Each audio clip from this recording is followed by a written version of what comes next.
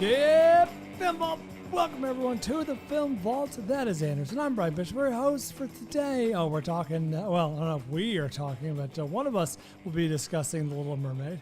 Also a documentary assigned to us, and a, I would call it bleak Russian film assigned to us. You call that bleak? Beanpole? Bleak? Bryan, what's the matter with you? Why'd you get so soft? Because I consider it bleak. Beanpole's maybe the funniest movie I've seen in this calendar year. I can see how you would find it ironically funny. Mm-hmm. I don't think there's a genuine laugh to be had. There's nothing funny about this movie, and I'm messing with you. And anyone like I thought at a certain point it got so absurdly bleak that you were laughing. The other three listeners who might know of Beanpole, they probably found that amusing. They probably understood that I was making some humor attempts there. Glad. Right, there is one funny moment, and it's actually when the term beanpole is uttered towards the end. I did laugh. I don't think I was supposed to. Had to do with a bus and a beanpole being hit by it, and it was just so casual. This bus rider just like what happened? Because the trolley stops. I don't know. Some beanpole got hit by a bus. Beanpole, I guess, is slang for a type of person. Slang for a tall woman in Russia. Oh boy. Actually, it's slang for a tall person. I think it's the translation of, because it's slang for a tall person in English. I like to think of it as a very specific. Perhaps it is. Perhaps it transliterates to pole of bean. I probably said too much, but honestly, I did not spoil. Like you don't know. You didn't say much. I didn't say. I said a lot. The accident, the aforementioned accident, is a bit of a red herring. Well, now you've said too much. I've said too much. Jesus, Bryan. For those of you who may watch this movie, we'll get there in a minute. You're not going to be watching it for twists. We should do a watch along. Or turns. There's a lot to be said about Beanpole, which was assigned to us by Nick Eats Cake. And I had a very, very nice conversation with Nick Eats Cake. And, I say that a lot. I have a lot of great conversations with our listeners. Usually people who support the program in that capacity really like the show. They really like movies quite a lot. Dare I say love movies, like the show. Ironically, the host of the show doesn't even love movies that much. One of the hosts, That's right. And I got to speak with Nick Eats Cake. I've been going back and forth with him for literally years now, I think, via email. Very familiar with the name and the idea of Nick Eats Cake, but I'd never spoken with him. The idea of the man. And wow, what a specter. What a fun conversation. It was the kind of conversation where if we recorded it, I think it would have been praised. Good bonus content. Yeah, right. From his point of view, though, what he brought to the table. He sees things. Could have been the making of episode at the end of the HBO show. Succinctly, yeah, it was one of those. It was a very honest, educated conversation about film. Good. I'm glad that you and Mr. Eats Cake had a good talk. I was drinking coffee. Don't do that to me when I take a sip. Hey, I think it's not funny. Later this week, we're going to be talking a little top 5 princesses. That's right. To Bryan's delight. And it was good of you to show up, Logan. Oh my God. Good of you to show up, Avery, considering your feel on the females. He already told me the tapes are going to be lost from that episode. The tapes are going to be lost? lost? Yeah, they're going to be lost, yeah. Florence Brummer has assigned us top 5 princesses. I brought my gear just so I was ready to delete it. And it comes at a good time with the old Little Mermaid coming out as we record this. That just came out, just got released. Did you enjoy it? Little Mermaid? That's right. We'll see if I enjoy your conversation about it, but that'll be about the extent of my involvement. Avery, did you see it, or am I on this alone? I did not. Would you rather see Fast X or Little Mermaid? Probably Fast. That's the right choice. Yeah.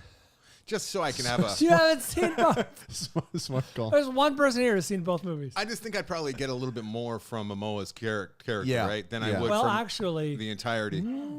Momoa is matched by Melissa McCarthy. We'll get there. Okay.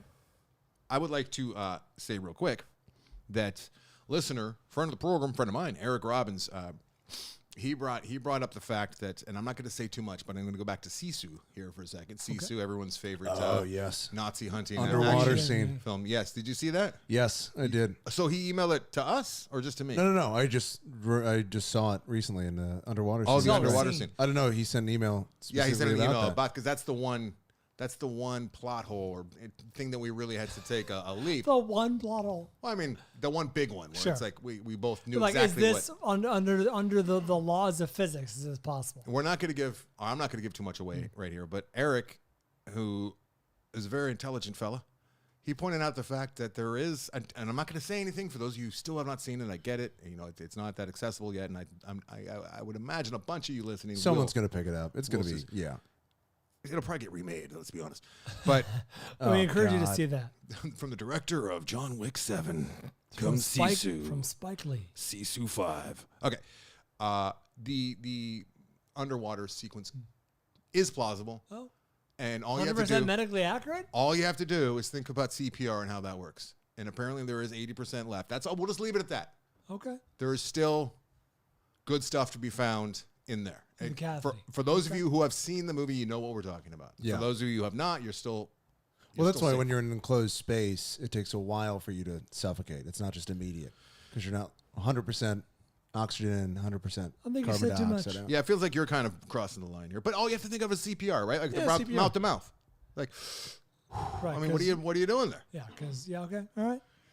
Thank you, Eric, for making me feel like an idiot 3 weeks after the fact. Okay, that's all I have to bring to the program. For That's the it? The entirety, yeah. That's all you got? Yeah. Also, we're going to be talking about a criminally overlooked documentary called This Mountain Life Yes. from another friend of the program, I enjoyed it. filmmaker, friend of the program, and Grant Baldwin. Every week when you listen to this this show, each episode is bookended with a very catchy score, That's right. and that was gifted to us by Grant Baldwin himself. Wow. The guy who did the three guys, the guy who did the new music, this listener, and the director of this movie are the same name. That's Wait. crazy. Wait, the listener. The guy, whoever did the music, Yeah. whoever this listener is you're talking about, Grant Baldwin, and the director of This Mountain Life, all the same name. Oh yeah. They're all the same person. Oh, Jesus Not to be Christ. confused with Eric Robbins, who I was just talking about, who gave us the Sisu medical update. But I'm not sure that Grant Baldwin actually made. He might have just commissioned that for another film that he had made. He's Sure. the director of Just Eat It. He and his wife make films. I had Brian watch Just Eat It a number of years ago. You tricked me. I did. It wasn't nice. I felt bad because I liked the movie. I Do you stand remember by. this, Avery? I do vaguely. Anderson assigned it to me without telling me the fucking director of the movie assigned it to us. The two filmmakers who are actively involved in the movie. Well, because my review was, I like the movie. Honestly, the weakest part was the two people who were filming themselves eating. It's a great movie about. Supremely unlikable. I didn't say that. I said the weakest part. Just Eat It is a very interesting documentary that we're not covering today, but it is all about this couple that ventures out on, and much like Morgan Spurlock's Super Size Me, they venture out on sustaining themselves only on expired food. And like I told Grant when I just talked to him last week, and I brought it up on the show plenty of times, I still use some of the tricks. Most often I use the expired egg trick. And if you have like eggs that like expired yesterday or something, I'll do it a week later, because we don't get to a whole lot of eggs in the house. It's floating, right? Yeah, you drop it in some water, a glass of water. If it sinks, you're good to go. If it floats, that's when you know it's. I don't even know what you do with an expired egg. You freeze it. You can't throw it in the trash. Throw it to the neighbor. Chuck it the at the neighbor. dog. It smells so bad. It is rotten. I mean, it has a rotten smell. But he and his wife have made a new one called This Mountain Life. Actually, it's been out for a couple of years now. And The it's weakest readily part available. was about them trying to. They're not in it climb the at mountain. all. I'm excited to talk to you about This Mountain Life. I'm excited to talk to the listeners about This Mountain Life. And everyone can watch it if you're a Prime member. And it's streaming right there. Very accessible. Goes down smooth. What a fucking movie. So we'll talk about that in a bit. That's all. And then we're also talking about Little Mermaid, I guess. Thank you for not calling it the big sexy movie of the week. And Beanpole. Also big sexy. Or the Big Mermaid. That would have been equally offensive. What else am I flick-festing? I got something else. You said Oz. Oz, Lynch, Oz. Oh, yeah, Lynch Oz. Oh, Lynch Oz. Fuck to the yes. All right, so more about...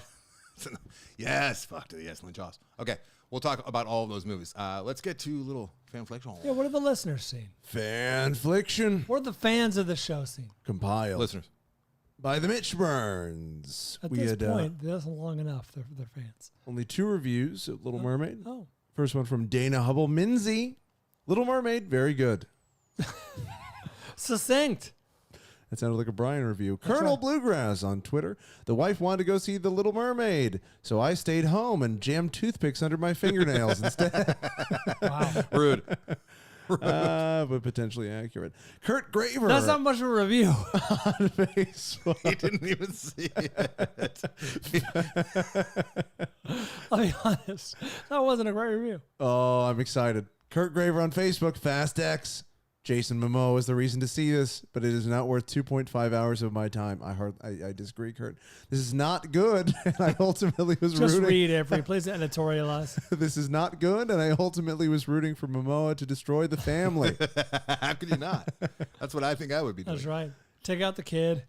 Oh, please. There's a top Please 5 kill there the kid. where you hate the protagonist so much that you find yourself rooting for the antagonist. It's a mouthy, wordy title of a topic, but I like it. Most Marvel movies. Most Marvel films. I tend to agree. If it's not Spider-Man, I want to see them all die. Yeah, that's why I loved Endgames, or That's right. whichever one it was. Thanos was the hero. Yeah, he really was. I'm not saying that in jest. Infinity War. He really kind of was, like, for the planet's sake. That's right. I'm a fan of the He's planet. the principal villain. I like that Mother Nature. I feel like she needs a fighting Needs a chance. break. Antonio Pena on Twitter. It Ain't Over was great, informative, sweet, and touching. Got a little dusty at the end. Worth watching in the theater for baseball fans, not just Yankee fans. Succession finale. Need to watch again, but please cover it on the next episode. Love to hear the guys what the guys thought, but not you, Bald. Should we you and I do I like a watched little it. spoiler? I watched it. No, little you spoiler didn't. We action? heard I from your did. wife how you wandered in at one point and said, "Why is there a sticker?" No, Like, I was fuck on. yourself. I was on the couch. I didn't remember. I the mean, story. You didn't remember the sticker? You didn't Remember watch the it. sticker? Brian, you didn't watch this. I watched most of You it. can join us if you like, but I watched think we most should of do it. like a 10-minute little like Kendall was a flawed hero. Patreon Flawed hero. bonus only. I mean, for the end of one of the greatest shows in recent memory. Yeah, we should do that. Yeah. Yeah. Hey, let's Spoiler? get- Spoiler? Yeah. No, let's get back to. What do you mean no? That's fine. Little Let's TV get vault. back to who was that listener who just Antonio Pena. Mr. Pena. What did he say about It Ain't Over? He said it was great, informative, sweet, and touching. You know what? I saw it as well. I Yeah, I was gonna agree, say, didn't and you see we'll this? be flip-casting that probably next week or the week after. All right. Very Okay. good. Very, very good. Ken Cunningham on Twitter. This weekend, I watched The Five Came Back documentary series and its companion films. What does that mean? There's like 30 of them. That's a great question. Powerful and heartbreaking. Everyone needs to sit down and be made to watch George Stevens' Nazi concentration camps. I still need to see that. However, 5 Came Back, I can sign off on. It is a great miniseries. I read the book beforehand, which is also fantastic. Apparently, it's out of print. I was going to buy it for a friend just recently, and like the cheapest one I could find was on Amazon used, and it was like $150. So I'm like, I don't know if my friend would appreciate it enough. What is the what's the book called? It's called 5 Came Back, and it's about 5 of the top I didn't working realize it's the directors same at the time. Houston, Stevens. What's his face from A Beautiful Life, Wonderful Life? Yeah. Capra. Ford. And Ford. Yeah. And there's a 5th one that I'm drawing a blank on right now. He's probably the biggest. Anyways, the 5 of them Was dropped. it De Palma? No, No.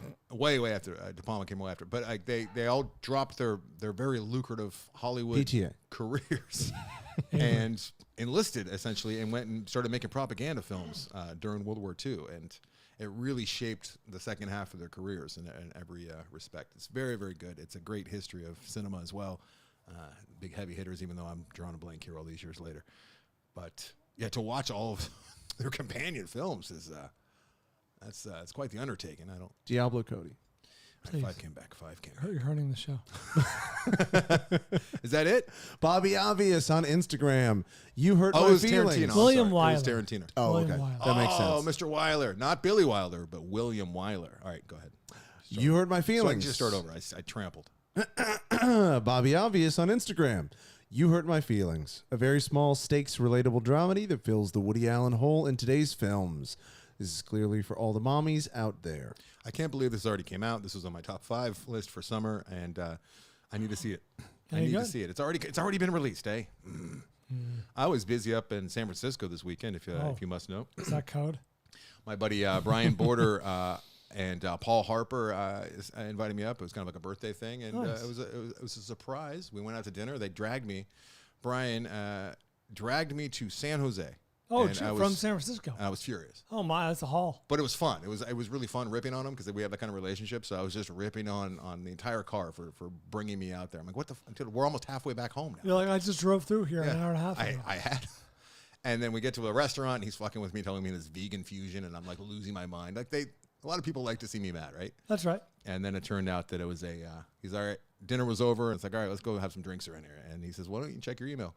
Checked my email, and there was my ticket for Duran Duran that night, right around the corner from where we were eating. So we went to the SAP Center and watch Duran Duran, and it Look was at that. fucking glorious. So thank you very First much. time you've seen them since when? Since I've only seen them once before, and it was only Once in your 3. life? Yeah. Your favorite band you've seen once in your life? I liked them when I was very young, and then got into punk rock and kind of turned my back on them for a number of Wow. years. And so I saw them once, maybe 20 years ago, and it was like only 3 of the guys. That so is hard to believe. This was 4 of the guys. Andy's still not a part of the part of the band, which I'm fine with. But yeah, Nick's still got it. I mean, they're not like doing somersaults or anything. He's got a bit of a belly, but he doesn't care. He's wearing a tight black T-shirt. All throughout. right. Oh, it was a good time. Thank you very much, Mr. Border. Did they play all the songs? Was there a song you would hope they would play? Yeah, of they course. didn't I mean, my 2 favorite songs they didn't play because they're a little more. off the Yeah, greatest The hits? Chauffeur is probably my favorite song of all time. The Chauffeur by Duran Duran. Did It's they like play the it? most moody. No, Oh. but they did open up with a very obscure song from their first album that was not a single, which I was very surprised by, and I loved it too. Because Chic opened up for him, and Chic was playing all these covers and getting, it was the most 80s night you could imagine. Sure. And then Duran Duran came out, and the crowd was still feeling it and ready to go, right? And then they played this really moody song about a boat from the first album that no one really knows, right? So What did they close with? What are they come back Rio, with they encore? closed with Rio, Yeah, sure. which I actually appreciated for the first time in my life, I think. It's a very complex song when you see it live. A lot going on with that song. Nice. Did they play Ordinary World? Yes, they did. Oh, But you know what? Ordinary World was kind of ruined because Simon went on like I'm not kidding, like a 3-minute, Simon Le Bon, 3-minute diatribe about what's going on in the Ukraine and how it's in bad. the middle of the song? No, right, Oh. right before the song, and how it should be an ordinary world. Like that was the whole lead up was about how Putin's bad. Things are not ordinary or good in the Ukraine right now, and it should be more like this. And then they bust into ordinary world. Oh, wow. But my favorite guy, Nick Rhodes, was wearing like the craziest suit you can imagine. It was just like blue and yellow, and he looked like he was like straight out of the Willy Wonka chocolate factory. Oh, it was good times. Oh, all right. So yeah. Sweet. Thank you, Mr. Brian Border, for that. And as I was telling you, Brian, Yes, there's you, Brian. that's right. There's Better Brian, which is Brian McCullough. Okay. And then there's Best Brian, which is Brian Border, but he spells his name correctly, so he doesn't fall into the Oh, same. interesting. Yeah. Can I at least be, if there's better and best, can I at least be good, Brian? You're just Brian. Sure. Yeah. All right, you know what? I'll take it. I'll take it. Trying to think of a bad word. You're Beanpole Brian. I am kind of a beanpole. I need to keep the alliteration going. Beanpole, Brian. All right, where do we start? Let's just go right into beanpole. No, why don't you start with the big, sexy little Don't mermaid. say it. Don't say I know, sex. The highly anticipated. The Little Mermaid. Not sexy, but in theaters now. 2023 film directed by Rob Marshall. You might know him from Chicago. Starring Holly Bailey, Melissa McCarthy, Jonah Hauer King, Javier Bardem, the voices of David Diggs, Jacob Tremblay, and Aquafina. It's Halle Bailey. That's what I said. Not to be confused with Halle Berry. Well, that's funny you mentioned that because as soon That as the has to credits, be. as soon as the credits started to roll, Chrissy leans over to me and goes, "Who is Holly Berry? I didn't recognize her." I'm like, "It's a different actress. You misread the name." I imagine a lot Yeah, of those people have to be related. She has to be. Nope. Right? Different last name. do. How would you be? But I'm saying in terms of, I feel like, is she young enough to have been named after Oh, I would Halle imagine Berry? so. Is what I'm I saying. mean, she's a famous actor. Anyway, well, I don't know the history of Holly Bailey. 68% of Rotten Tomatoes. This is in theaters now. What do you guys think of this movie? 68 seems high. Actually, I think it's just about right.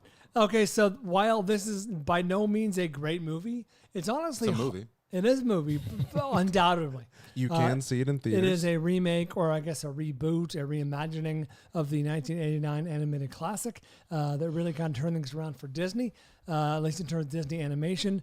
And this is the live-action / CGI adaptation of the original Hans Christian Andersen story. And now, while this is by no means a great movie, it's hard for me to imagine anyone in just good faith, good conscience, giving this a negative review. Like, it's perfectly above average. It's a 3-star movie.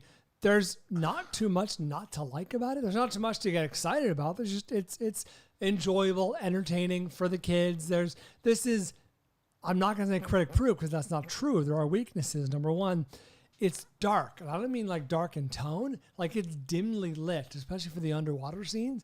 And I said that to Christy. I'm like, that movie was hard to see sometimes. That's just your bad eyes. I'm like, no, I don't think it is. And I read a Variety article that was summarizing a bunch of reviews. You're reading articles about this movie after the fact, Well, I Brian? was looking up box office stuff, but reading an article from Variety, and said many of the critiques have centered around the dim lighting, among other things. And Yes. yeah, it is hard. It is unnecessary. There were a lot of critiques about how dark Little Mermaid was. That's right.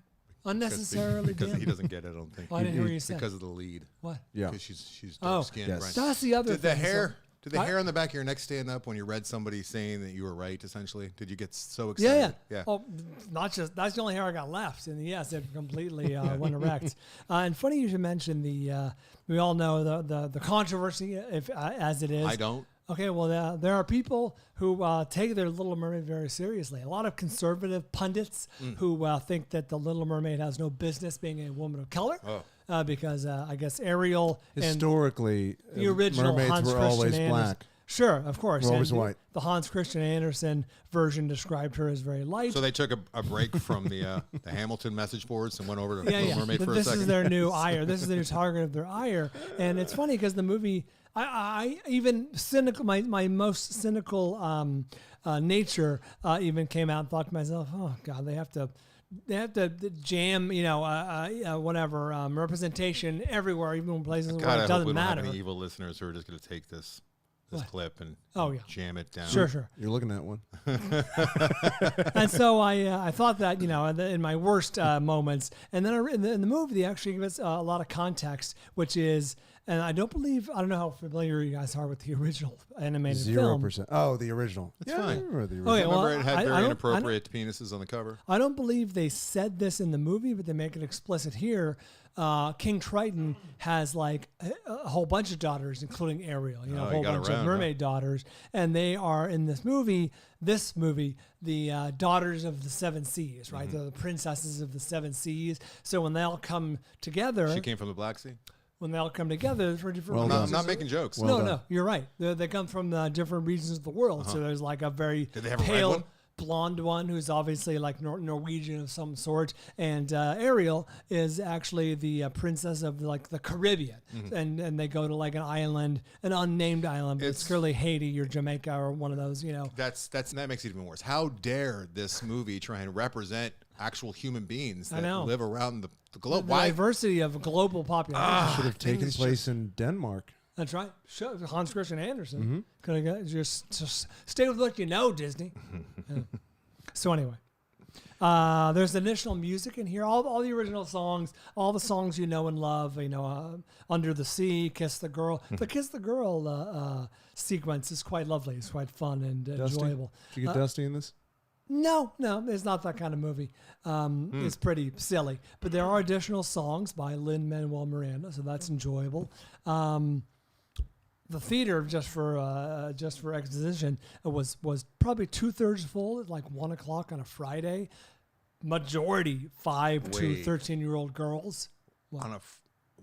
School's still in session. What's going on? No, these are girls that either skipped, got out early, had a day off, or whatever. You had Tessa there? important. Yeah, we took her out of school. We were in La Took her out Quinta. of school. We were Oh in yeah, La you Quinta. were on vacation. Yeah, we were on Okay. vacation. All right. So it was a road game for us.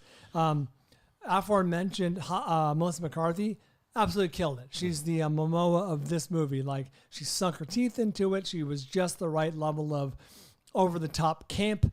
Even Holly Bailey was fantastic. Great singer. Enjoyed her very much. The guys, Javier Bardem and Jonah Howard King, who I'm not familiar with, a little. Yeah, what's Javier doing? Because he seemed He seemed checked uncomfortable out. in the trailers. He seemed checked out for much of the movie. Like he was He's- really just there for a paycheck. That wouldn't be the first time I've seen Javier kind of like a fish out of water. Oh, really? Didn't he already do this for Pirates? Didn't he already do this kind of undersea bullshit? Wasn't know he the what? villain in 5 or something? Now I have a vague recollection. Maybe you can look it up, Avery. Javier Bardem was in like a kid's movie that Tessa watches on Netflix. I'm like, what the fuck is Javier Bardem doing in this movie? He's one of our finest actors, and he's slumming it with like kids' movies. Anyway, you So can are look you. it up. So there's that. And it's also too long. It's 2 hours and 21 minutes. Jeez. It's far. The original, if you remember, Toothpicks do feel pretty good No right now. Country for Old Men. that's the one. No, that's the one she's obsessed with right now. The original one was like 88 minutes. Like it's brisk. And What are this the one, songs going longer? Are there more songs? No, in fact, there are a couple more more. story. Like They are- obviously, they spent a long time explaining the different seas and the different regions No, I'm of, very of the brief world. actually. They did cut out. They actually cut out the entire. Remember the subplot where Sebastian the Crab is trying to be cooked by the French chef. He's The not French trying to chef be, but is- he's trying to be a voice. He's absurd. Yes, he's absurd. He's obsessed with the crab, and he wants to cook Yes. the crab. Cut out entirely. Yeah. Brian, you let off with the review saying that it was very middling and it's really No, I didn't say middling. I said said, it's while right- not great, and there's it's not no great, there's above really average nothing. film. Oh, you said above average? Yes. All right. 3-star movie. It was like neither here nor there. It's kind of like what you expect. It's kind of just. It sounds very milk toasty. What my point is there's so many movies that you go to see, and it seems like that's almost like a positive in your eyes. Did Oh, it? that's Did it do what Lion King did, where it was just like a shot-for-shot remake? And No. it in was a just- lot of ways, yes. In some ways, no. But I will say that in the context of your kid may want to see this, this will not be a waste of your time. You can sit and watch it with them, and you're not going to be like, miserable and offended at how dumb it is. It's good. It's fine. It's above average. It's not great. I don't see this even, I don't know, maybe a special effects award I Oscar thought you were gonna say nomination. in but- your top 10 at the end. No. It'll be like up for song or something. Yeah, know if yeah, it'll be in the probably a top best 10 song at the end of the year. situation, But Rotten Tomatoes might do something different still. It might like actually escalate for That's some true. unknown reason, and then that could change everything. In oh Brian's yeah, book. depending on the further. Do you remember review. when Nope just was not Nope? It was the first one, Get Out. Oh, Get Out. Get Out was just out of nowhere was Brian's #1 movie of the year. Oh, I love that's just a great out movie. of fucking nowhere. It was so It's bizarre. not original- nowhere. it It was was the out ori- the fact that it was a great movie. The original Puss in Boots. And For- for- okay. All right. Oh, I'm glad we did that. Thank you, Brian. I feel like the show is a service, and it is to people with kids. And I still like if I'm listening, I'm imagining that Atticus is kind of tugging at my shirt, saying "Daddy, Daddy." It's a bizarro world that I'm imagining, but like he's asking me about this movie, and I'm sidestepping it. And I just heard your review. I still have no idea if I should go or not. You know what I mean? I still don't.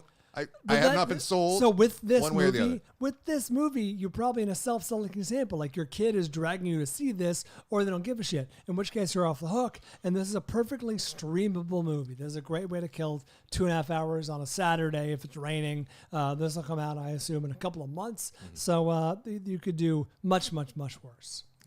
Check it out in September when it comes to Disney. No, Plus. completely. Woo! All right, what do we want to move on to? They're going to get the bends and move on to Beanpole. Oh no, I don't know if I can do that. Do we want to take a break before we You know what? slam into Beanpole? I'll do mine, which Brian has not seen, and then we'll take a break, and then we'll come back and we'll do the two that we have seen together. So I'm going to talk a little bit about Lynch, Oz. We all remember Room 237, right?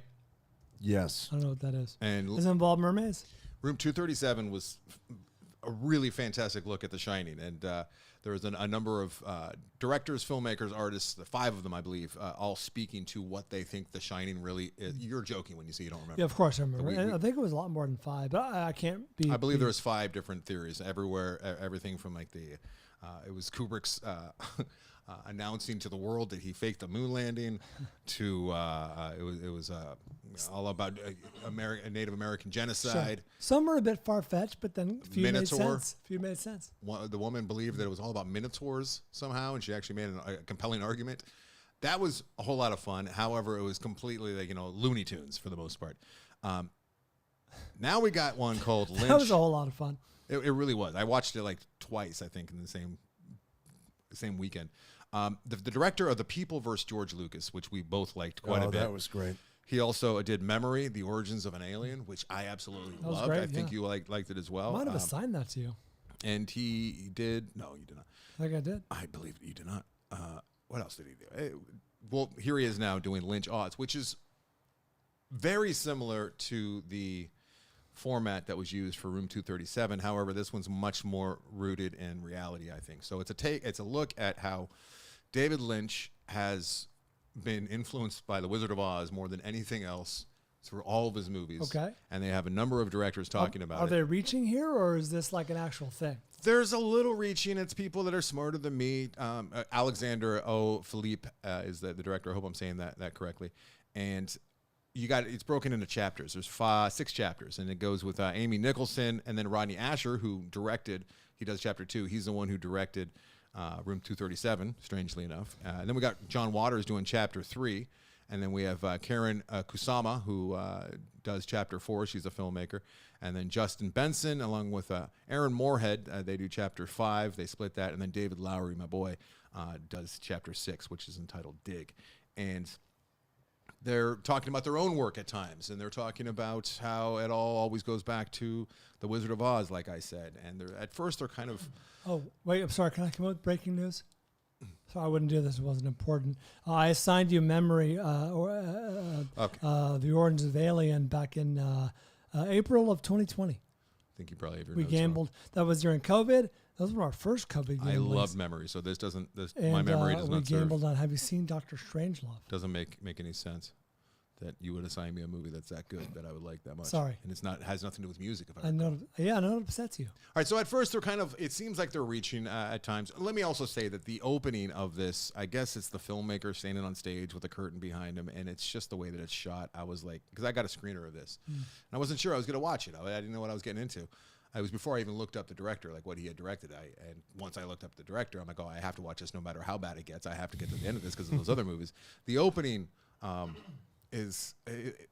it concerned me a lot. It just looked very flat. It looked cheesy. They were using, I know what they're going for. They were going for that David Lynch Twin Peaks look, which is kind of flat and surreal in the worst way to use that word, I guess. Just, you know what I'm talking about? Like the David Lynch, like some of the modern techniques that he uses mixed with the old techniques. Sometimes it looks really cheesy, but it's David Lynch. They were doing that with this. I noticed that. And I was like, oh no, is that the filmmaker on stage with the curtain behind him? Oh God. And then the curtain opens and I'm like, what are we watching here? But then it finds its groove right after that. So do not be afraid, do not be scared of the opening of this. What ends up happening is a very, very interesting conversation from 7 different people who are very well spoken. They understand film very well.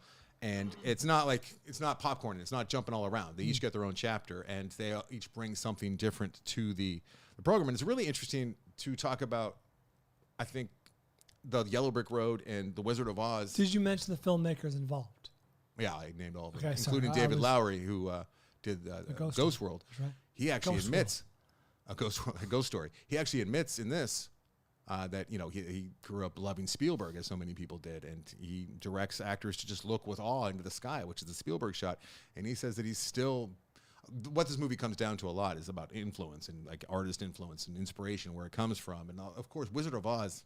So many people can pull from Wizard of Oz because it really is like the ultimate coming of age story, right? And it's the ultimate story, not even in a sexual way, but like we're all like, in our house and we have our comforts, but then we have to go and become adults and like go out in that crazy world of all the insanity. And like, that's what Lynch is always trying to get at, because he's terrified of becoming an adult still, I think, as many of us are. We're, all the unknowns. And so it is also interesting, with the AI conversations that continue to deepen as the days go by. And it's like, what is AI? And like AI is just pulling off of other human beings' experiences who should probably be compensated.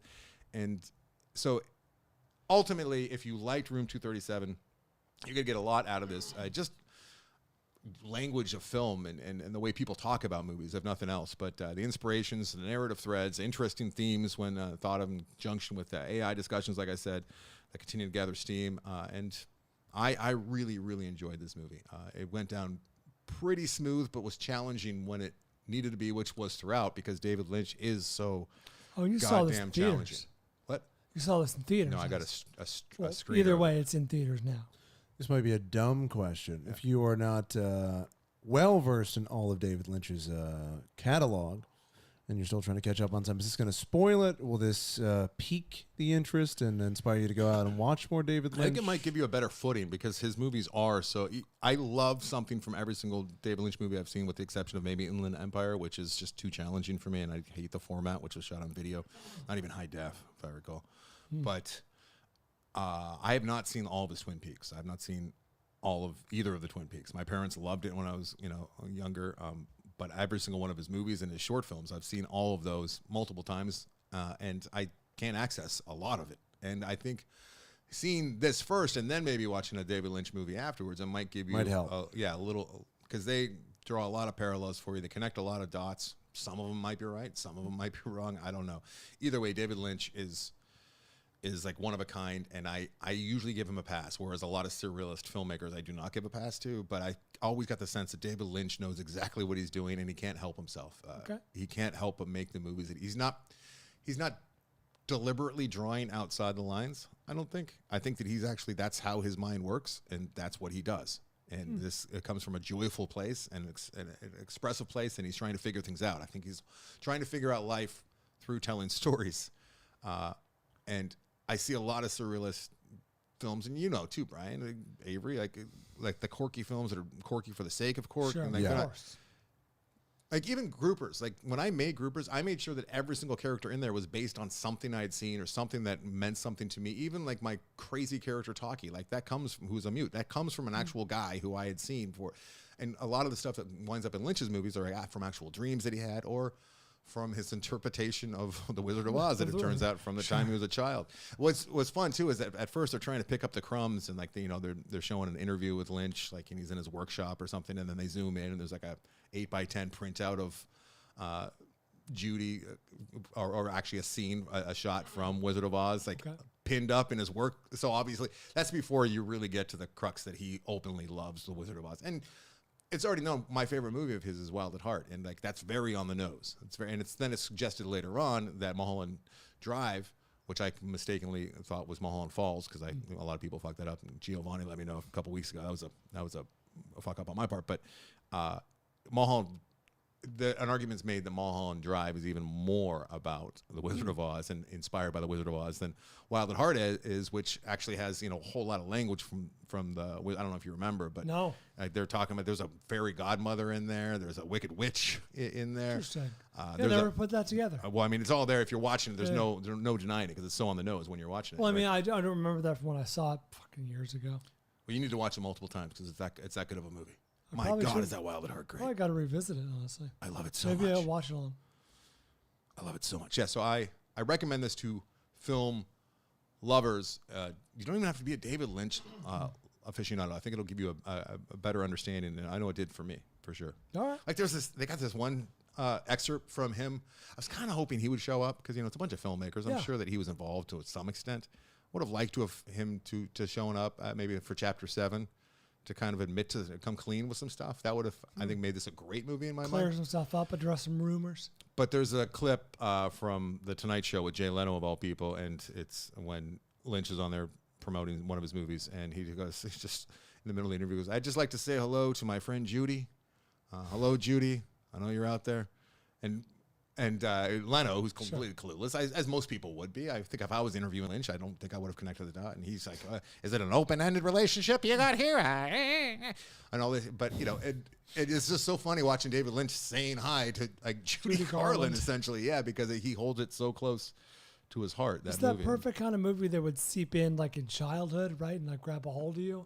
Especially, I imagine the man grew up in the 1950s. Probably, in a very idealistic Midwest, right? I mean, he is the epitome. Boise, Idaho is where he was born, and I know he spent a lot of time in Manhattan. And then when he was young, he went to Philadelphia, and that's where the nightmares started to come. Oh, no. His dreams turned to nightmares when he saw the underbelly of society for the first time in Philadelphia, and that's where Razorhead was born. Oh boy, very interesting. But I mean, the man's a mad genius. Obviously, I don't think there's any denying that. That's right. Speaking of watch-alongs, we just did the Beastmaster last week, and I think it went over pretty well. That was enjoyable. I think it was. That's right. Children were thrown into the fire. Children were. Yeah. Yeah. All right, so Lynch, Multiple. Oz. Something else I was going to say about it. I could go on and on. Let me see my notes. Come on, Lynch, Oz. Yeah, I just wrote it down. And David Lowery, what I was starting to say is he actually admits that the idea, this hurts, the idea for a ghost story. I don't know if the idea, but like he says, I continue to pull from E.T. with my movies today, and then they cut the Halloween scene because he's covered in a blanket, and he's dressed up to look like a ghost, and then a ghost story. He looks much like E.T.? E.T. as a ghost. Well, actually, E.T. was whatever. No, There was a ghost in that scene. I think that Yeah, one of the kids. he was dressed like a trick-or-treating. girl, I think. Yeah, and put it inside of I think a, Drew Barrymore might have actually, been the ghost. no, I think, was he both? Anyway, whatever, who gives a shit. I just thought. But yeah, very interesting, very fun. I recommend you check that out. I wish it was streaming right now, but I think E.T. was a ghost for Halloween, but they got him out by dressing him as like a lady. Like got Could him be out right. away from the feds. yeah, I think you might be right. I don't know. I just saw the clip. I wish that I remembered it, but the brain is it's decrepit. You need some food? Well, I was on the road for like 12 hours over That's the true. course of 36 hours. Oh, That was a wow. lot to you, yeah. Plus Duran Duran thrown in there. And Duran, yeah, that'll blow your mind. No, unexpected. Unexpected Duran concert, yeah. All right, take a break. Let's do that. Not sure why we're doing this, but break time, and then we'll come back with a little Beanpole, a little This Mountain Gotta Life. pay the bills there, brother. Next.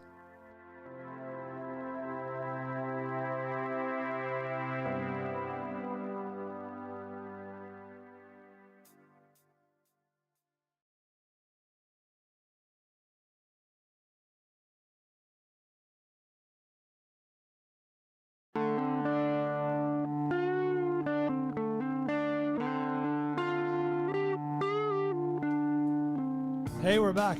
You want to talk? Yeah, Lynch Oz. Lynch Slash. Lynch / Oz. It's a little hard to find right now as far as the title, even on IMDb. So that's the title. I know that sometimes we're not great at saying the name of the movie while going, especially when I just went on and on about it for so long. So Lynch Oz is the name of that one.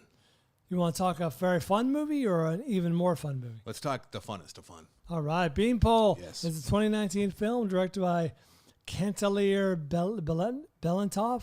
Nailed it. Cantelier Belentov. I didn't bother writing down the stars' names because I was having trouble even writing it, and I feel like reading it would be a bridge too far. 93% of Rotten Tomatoes. You can stream this on Showtime, or you can rent it as I did. This is a Russian film. It was submitted for Oscar consideration. Did not garner an Oscar nomination, but Was not considered. It was considered. It was not honored. It was there being Russia official entry. They didn't get the call. One country gets an entry. One entry per country. Yeah, you can't have like Canada taking up all the right. I don't believe Canada's eligible. Of course they are. Victoria Miroshnichenko. Do you think Blackberry should be up for best foreign film? Miroshnichenko. It's international film, so yeah, why not? Victoria Miroshnichenko. You're reading the names because they were great. They were great, but They I were was great. intimidated. Vasilisa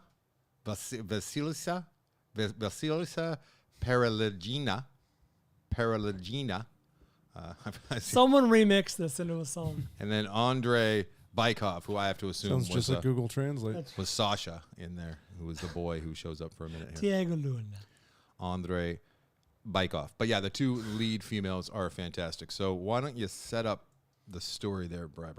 Ooh, this is a tough one. So this takes place at the end of World War II in Russia, of course, and it is set at a sort of ad hoc makeshift military hospital. A lot of soldiers are recovering from mild to devastating injuries sustained in the battlefield, and Beanpole refers to the titular character. That is her nickname. She is tall, very tall, Very tall. very thin, very lanky. I would describe her as lanky. She would be a star in the WNBA, but not in 1945. Because there wasn't. There was no such thing. And it's about them treating, it starts off with them treating soldiers. There's a sort of weathered doctor who's sort of seen it all, and he can't wait to get back to his regular life after this horrificness.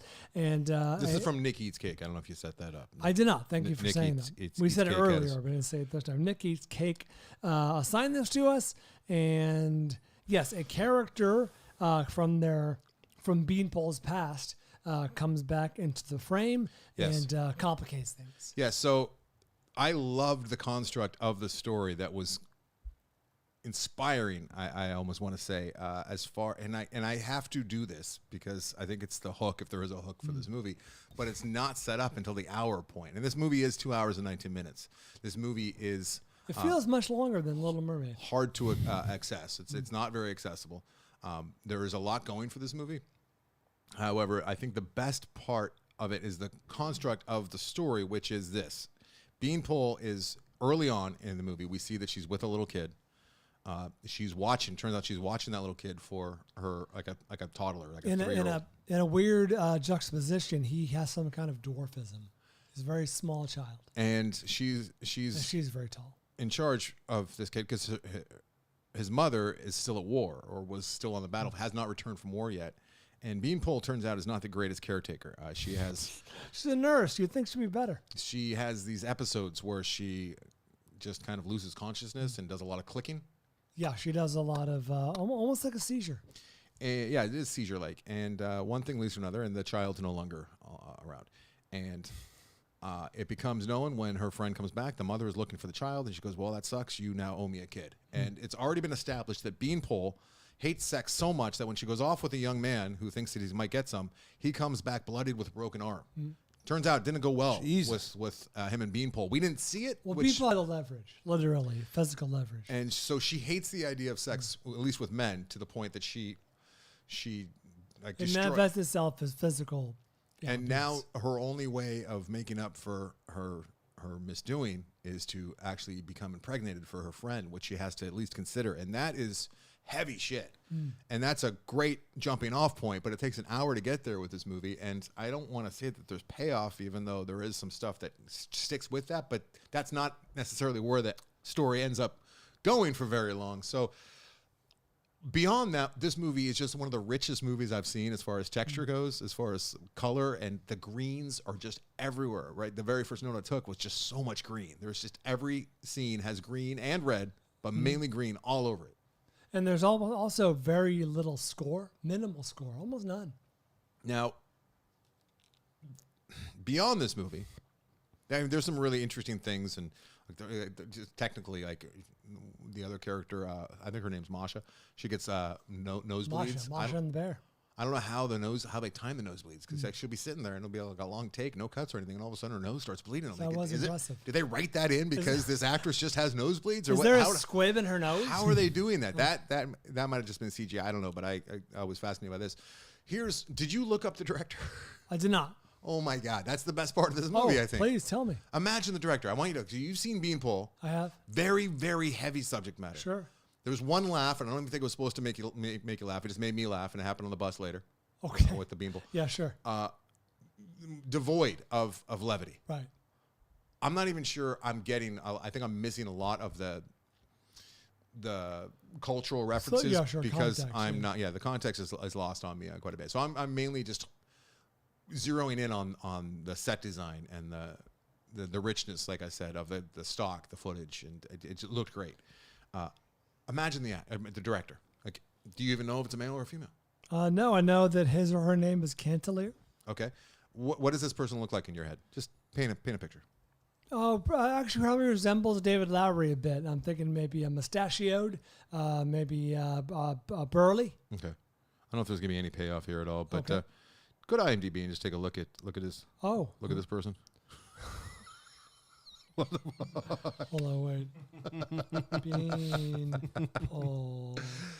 Beanpole. Fascinating. Let me look up. We'll pay it off here in a second. Beanpole. Thanks for being patient, everybody. I'm excited for this. Director Cantemir. I mean, that's not who you imagine. No, that's a joyous human being. Joyous young boy who looks like he's on his way to some kind of EDM concert or something. He was at the Duran Duran show. He could have been with somebody's kid at the Duran Duran show. This kid was born in 1991. He has no busy making a movie of this kind of heft. Granted, he is Russian. God knows what kind of things he saw that would relate back to this movie, as it is set in Russia.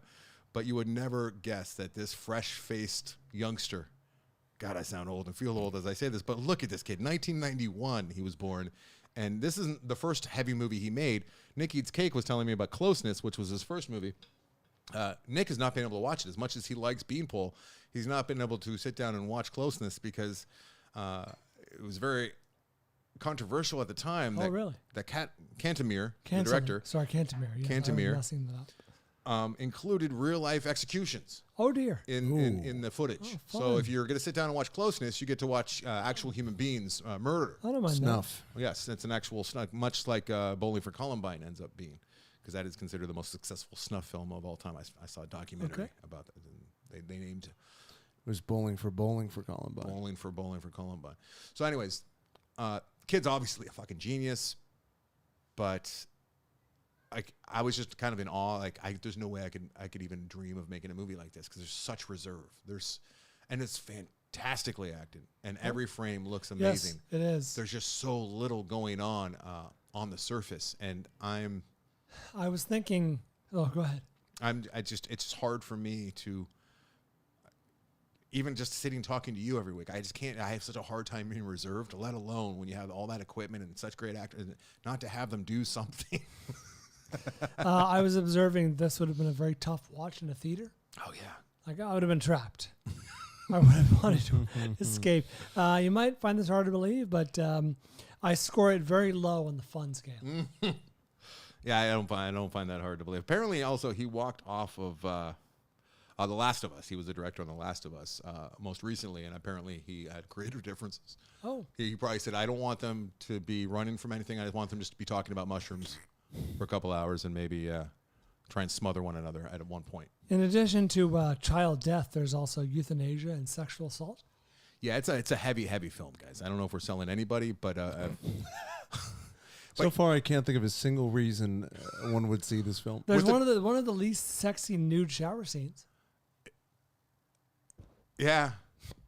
And then there's I'm thinking what's also equally as unsexy, I think, is when she's bathing by herself later, when Masha is bathing by herself, That's right? right. And it's just so if you do sit down and watch it and you get as far as the child smothering scene, the direction that must have been happening off screen was so fucking effective for the child death scene, which, where does this show take us? You never know, right? Here we are talking about a child death scene. That's right. Being But very effective. The little kid's hand and what it's doing, it's just so subtle, but works so well. And there's a lot of great direction. There's a lot of great things going on here. Also, it could be some smoke and mirror. Like, look at this fresh-faced kid, and he's doing a whole lot of nothing to great effect for some people, but I wasn't able to access it. So you just got to say, maybe I don't get it. He's a genius. I don't know. You know what I mean? You know what I mean? Yeah. Is there some of that going on? It's tough because as much as I want to admire this movie and admit that it's good and it's effective and it's evocative, it's not enjoyable. No, Brian, I mean, not every movie. We're going to continue to have this conversation year after year. I mean, movies aren't meant to be enjoyable every time. Interesting. You know what I mean? Yeah. Like, it's like reading an article in the newspaper. Like, you're reading it for it to be interesting. Perfect analogy. I mean, it's not a bad analogy, right? It's apt. See what I'm saying, though? No. It's not like every movie's a meal. I mean, like, well, even that, like, you sit down, you have nothing but spinach and Brussels sprouts. You know, it's going to do great things for your body and even your mind, but it's not going to be enjoyable. That's right. You can acknowledge that a meal is well made, but it's not for you. But an article as well. It helps you learn the world. To see through other people's eyes and experience other people's existences, right? Yeah. And, right? It's a tough watch. Tough watch. Well, that's been established. Tough watch. I feel like everyone knows that much. Tough watch. I feel like everyone who's listening knows that it's a tough watch, bro. I had a hard time with this one. I'm running out to see it. Is anyone Hey, going we're to watching it right is any single person going to watch this because of what they just heard? Yeah. I mean, you There have are to. people who listen to the show who are like, Finally, some tragedy. some real film aficionados, and if there's one they're not familiar with and has been assigned, goddamn it, they're gonna see. Wait, Beanpole was clicked through and purchased this week. Oh well, no. Well, I mean, that was before we talked about it. In anticipation. I should definitely be yelling. Ooh, look at this! The cinematographer is just as young looking. I would have never guessed this either. She is very, very young. She? I don't know about that. She did lens, as my buddy Greg Srivasti would say. She was a cinematographer on She lensed this movie. The Last of Us, and she lensed Beanpole as well. And it's one of the best looking movies I've seen in recent memory. It looks phenomenal. It looks fantastic. Well made movie. You've seen Gunda. You've seen Gunda? No. It's about as fun as this one. It's the Is black that and the white one with movie the about the pig. pig? Yeah. Yeah. And there's a smothering that not as happens, fun. a child smothering a piglet smothering that happens early in Beanpole. I mean, Gunda. They're the same movie in my head in many ways. I got to Gunda. start ranking movies on funness, like an actual codified funness scale. I thought you've been doing that this whole time. I informally, Been doing it forever. He just identified the fact that that's how he was. That's right. Recently. That's the only thing that's changed. All right. Let's talk about a movie that I don't know if you call This Mountain Life fun by Grant Baldwin, listener. By comparison, though. Considering I saw it right after Beanpole, it was a lot of fun. It's Joyous. It's eye-opening. It's beautiful. It's a lot of things, and This it's Mountain Life tragically overlooked. Is a 2018 documentary directed by Grant Baldwin. He sharing a name with our. No, I did that bit. He of the music you hear every time you fire up this podcast. 83% of Rotten Tomatoes. This streaming on Prime Video. A brisk, no pun intended, 77 minutes. This catalogs a few different stories, none of which are related other than they take place on or around mountains. But the main story, I would say, maybe the longest running story, is a mom and daughter team who are attempting to traverse, they're going from Vancouver to Skagway, Alaska. Yeah, and it's the only story that continues throughout. It's the through line in the documentary. By foot. They have a bunch of other vignettes throughout, little standalone stories, including, but not limited to, the very first one, which it's just a perfect open for the movie. And I even showed Atticus a lot of clips from this because he got a lot out of it. And as I was watching it without him, I'm like, oh, I can't wait to show him this. So it opens up with this old timer who's out there in the woods. I mean, in the snow, open snow up in the mountains. And it really is, it's shining a light on a particular a region of North America, which is in between where that mother-daughter team traversed from. And it's the equivalent of going from Seattle to Mexico, right? It's or like the top of Washington State down to Mexico. Yeah, it's very, very long. So, but it goes the other way. It goes, like we said, from Vancouver, which is the bottom of Canada on the west coast, all the way up to Skagway, which is up in Alaska. And which is crazy because I took a cruise from Vancouver to Skagway, and it took 2 days by boat to get up there. And the mom and daughter actually walked this. It's like over 2,000 miles. It's insane. It's absurd. And it's not a straight line. It's over mountains and across rivers. And it's not on a walking path. They are traversing snow. Over 6 months. So that's the through line. But it opens up with this old timer, and he's out there, and he's got his snowshoes, and you don't know what he's doing. And he's talking about how he's counting his steps. It takes him 8 to 12 hours, and he's counting his steps, and he's using this little device to kind of look through. And you think it's just a mountaineer or something, right? And I'm thinking, okay, Grant asked us to watch this movie when he gave us the song. That was the only thing he wanted to trade. That was like 2 years ago. And I don't want to say dreading it, but people that paid, I've been bumping them up. Sure. And you always are worried that you're going to see something that a friend of the show made, and you're going to hate it, right? Yeah, how do you possibly spin it? It's just to say nice things. As I'm watching this movie, I'm like, I felt like such an asshole. I'm like, this is so good. I can't wait to talk. So it's got this old guy, and he's in his snow boots, and then they pull back and they use this drone shot, and you see that he's doing snow art, which he actually says. I rewatched it, right? And he's making this giant snowflake that's impossibly giant. It's a football field wide. Bigger than that, maybe. He said that by the time he's done, it's the equivalent of a marathon that he's walked. That's right, because he's making the individual crystals of this crazy snowflake with every footstep. Atticus, his eyes were fucking wide. He's like, oh my, wow. He was blown away by it. Please tell me Jillian saw this, because I thought of her and how no person should spend this much time doing anything. Yeah, she would be upset with the mom and daughter, I think. No, the snow artist. Oh, the snow artist. She came in towards the end when Atticus and I were watching one of the end scenes, and she heard them talking about how far they traversed, and she goes, "Why would anyone do that to themselves?" That was her contribution. Too much exertion. It was absurd. They had food drops. They would literally get dropped in by drone, right? And Grant and Jenny were doing really impressive things, and I hope Jenny was involved in this, and I'm not giving her too much credit here, Grant. I know you're the director, but I know she also wrote this, and you guys make films together, so... he was talking about how they're always trying, get creative things and do interesting things, and they put the drone, the GoPro on the food box that they dropped out. That's a fun little thing. Some really interesting things he was doing. He was telling me he was holding the drone for some of the shots with the nun. They have this whole section, this scene where it's these nuns that live up in the middle of the woods in this beautiful cathedral. Dominican nuns, and then he's got a shot of one of them across country skiing, and it looks like an SNL sketch at first glance. He's in her habit. But then you realize she absolutely knows what she's doing. That's how she gets around every day. And it was like nothing I'd ever seen before. And he was telling me they had a really hard time because they had a beautiful shot there. I don't know if you picked up on it, but it almost looked like it was a trick shot. Like she was in one place and they were kind of moving the camera to make it look like she was moving. But no, she was moving. And that, from what I understand, he was, or his camera guy were holding the drone to get the perfect shot. They weren't even operating the drone at that point. Interesting. But it was a really effective shot. Who else do they have in here? They had a mountain climber. An older guy who was a mountain climber. They had a rock artist named Bearhard. Remember the rock artist? He's He fantastic. spent all day making rock art. He's towards the end. The avalanche story, which The Outline story was great. it was really well executed and edited together too. It leaves you wondering right up until the story, like you're in that story, and it's just a small little part of the movie. This movie is a celebration of the mountains, of that type of life, like all the different things that the mountains have to offer. Right. This is a movie like if and what you it like means to these people. Like, you get it. I would never want to do it, but I get it. exactly like the people that have just given their lives over to the mountains, and you get it. You don't smell it like in that guy's house towards the end. It looks gorgeous, and I'm thinking like I'm glad I don't smell the rotting food that might be in there, but it's absolutely beautiful. And yeah, it's a love letter to the mountains, right? And I immediately like text my friends who love the mountains, who I know. I get a lot of camp people. I'm like, you guys got to see this movie. You're gonna absolutely love this movie. Have they not heard of it?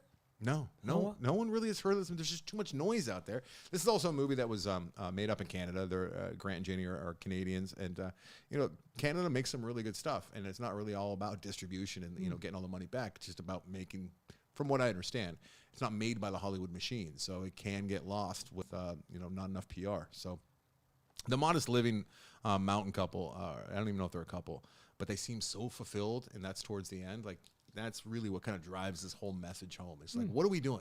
Like, we just finished up Succession last night, Right.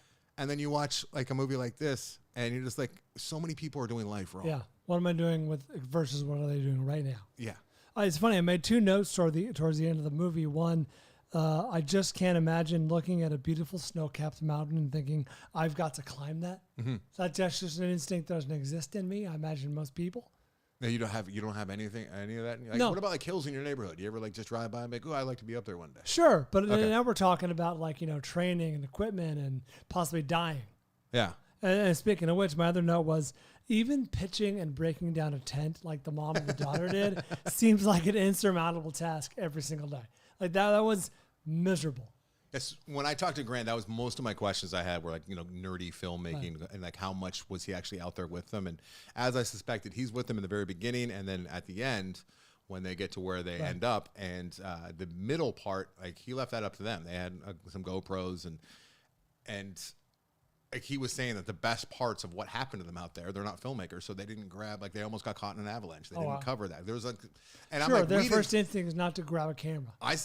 it felt like they got a shit ton to me, but he's just thinking of the stuff that they missed while they were out there on that journey. But that doesn't come through. You're not going like, wow, this mom and daughter are not delivering, because they are, and it's a perfect amount of suffering, like human suffering, as well as the beauty that makes it all worth it, that they see. That's funny you mention all that, because another note that I wrote down, not knowing the connection to Grant Baldwin at the time, the crew has to do all this while carrying equipment. But what you might not have heard is the crew. No, wasn't they there. weren't there the whole time. I understand that, but when they were, they're on the ground. They're doing the thing. Yeah. It's tough sledding. Pun intended. How sad is this?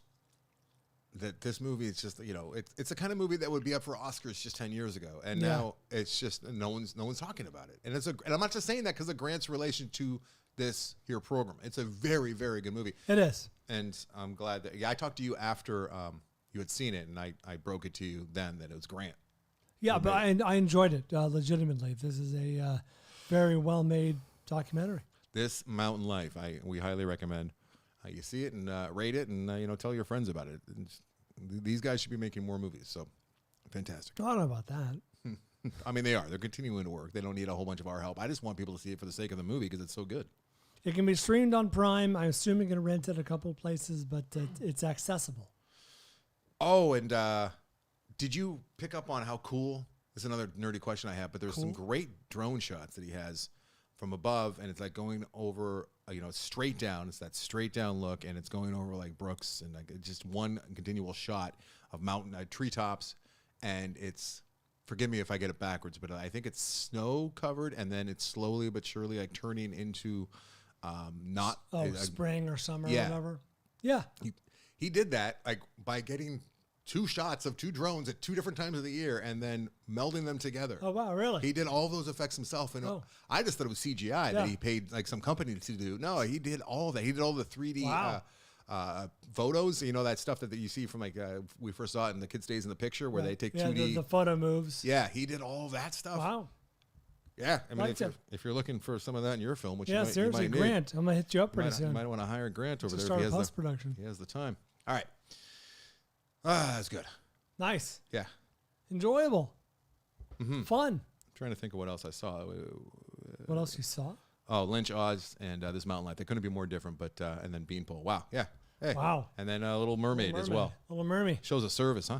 Really is. And speaking of which, thanks you guys you guys. Thanks Nick from Nick Eats Cake and Grant Baldwin for assigning us interesting movies. Always enjoy the assignments. Don't always enjoy the assignments. Always appreciate the assignments. Yeah, there might be one movie. I can't even remember what it is, though, so maybe there's none that a listener has assigned us, and I'm like, I got nothing out. Even the ridiculous 3.5 hour long Seattle Mariners. I enjoyed that. I got something out of that. About that. Yeah.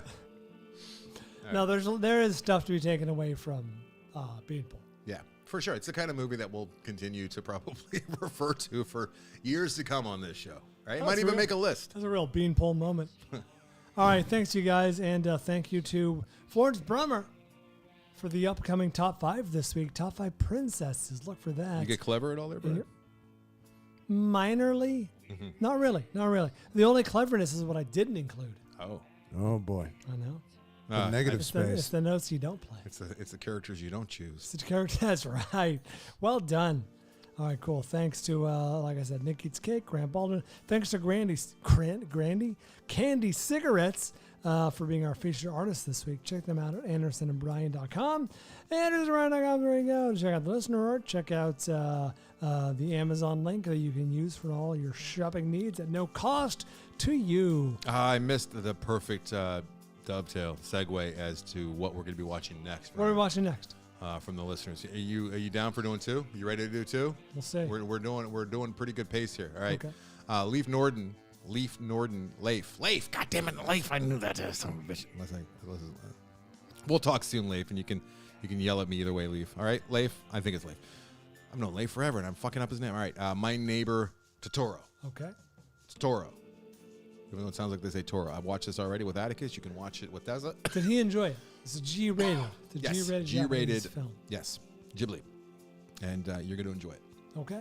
And then Frank has had us. He's having us watch Band of Brothers episodes 1 and 2. All right. I may have already seen that. Equivalent to 2 hours. So he has his faith, probably wrongfully so, but he believes that if we're going to watch these 2 episodes, nothing will stop us from having to watch the rest. We'll be compelled. I don't have the bandwidth to do so. I'm afraid. So. I do, but that doesn't make any difference. Okay. So first 2 episodes, Band of Brothers, as well as My Neighbor Totoro.